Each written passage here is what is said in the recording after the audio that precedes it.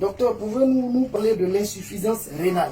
On dit qu'il y a insuffisance rénale lorsque les reins ne font plus le travail d'abord de nettoyer le sang et d'éliminer les impuretés. Mais cela est lié à une très mauvaise hygiène de vie où on a constaté que ces personnes ne boivent même pas 1 litre et demi d'eau par jour. Quand on dit 1 litre et demi d'eau par jour, ce n'est pas avaler 1 litre et demi d'eau, séance tenante. Non, c'est repartir un verre par exemple toutes les heures. En dehors de l'eau qu'on boit pendant les repas, on répartit 1 litre et demi d'eau pure. On prend une eau peu minéralisée et on en boit un verre par exemple toutes les heures ou toutes les 2 heures. On arrive en fin de journée à 18 heures pour avoir, on a avalé à peu près 1 litre et demi d'eau. Maintenant, si on commence à boire de l'eau, c'est sûr qu'on ne va pas trop fatiguer les reins.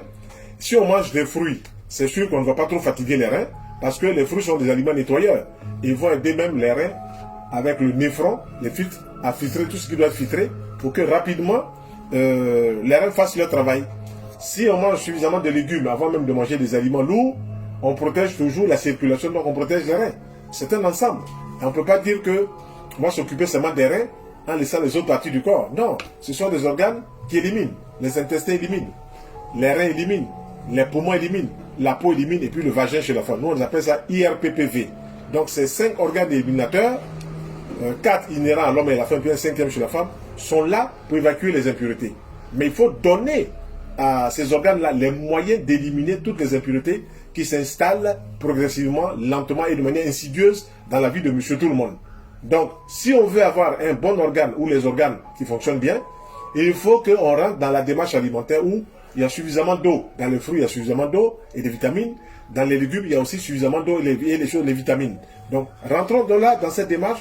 On va nettoyer les reins, on va nettoyer les intestins, on va nettoyer les poumons, on va nettoyer la peau et on va nettoyer aussi le vagin chez la femme. Quand vous voyez par exemple que vous êtes enrhumé, ce sont des impuretés issues des excès de colle. Les colles, c'est quoi? C'est le riz, c'est le pain, c'est les pâtes, c'est le maïs, c'est tout ce qui est aliment farineux. L'excès sort. Si vous voyez par exemple qu'une personne fait des diarrhées, ce sont des diarrhées normales, c'est-à-dire une réaction normale du corps face à des impuretés qui ont été introduites dans l'alimentation. Il faut bien que quand même notre système immunitaire travaille pour nous dire ah, ces organes éliminateurs font leur travail parce qu'on a introduit quelque chose qui n'est pas bien. Mais si on mange des aliments et puis qu'on a une diarrhée, on s'affole. Oui, on s'affole parce qu'on ne sait pas. Mais celui qui sait ne s'affole pas. Et c'est quand on ne sait pas qu'on s'affole. Et il faut, face à la diarrhée, boire suffisamment d'eau. Il faut teinter l'eau de citron. Il faut teinter l'eau de citron de jus de carotte cru. Il faut faire des jus de carotte et de citron. Il faut faire même de l'eau de riz. Il faut utiliser donc tout ce que la nature a de bon pour nettoyer le tube digestif afin que la fonction du tube digestif qui est d'éliminer toutes les matières qui n'ont rien à faire dans le corps soit correcte. Voilà un peu ce qu'on peut dire par rapport à toutes ces insuffisances rénales. Si la personne se met à boire suffisamment d'eau, c'est-à-dire un verre par exemple toutes les heures, un verre toutes les 2 heures, et qu'elle introduit des fruits dans son alimentation et des légumes crus dans son alimentation, il y a fort à parier que ses reins vont bien fonctionner, que sa circulation va bien fonctionner, qu'elle se portera bien. Mais si elle ne mange pas des fruits et des légumes, je ne peux pas me prononcer.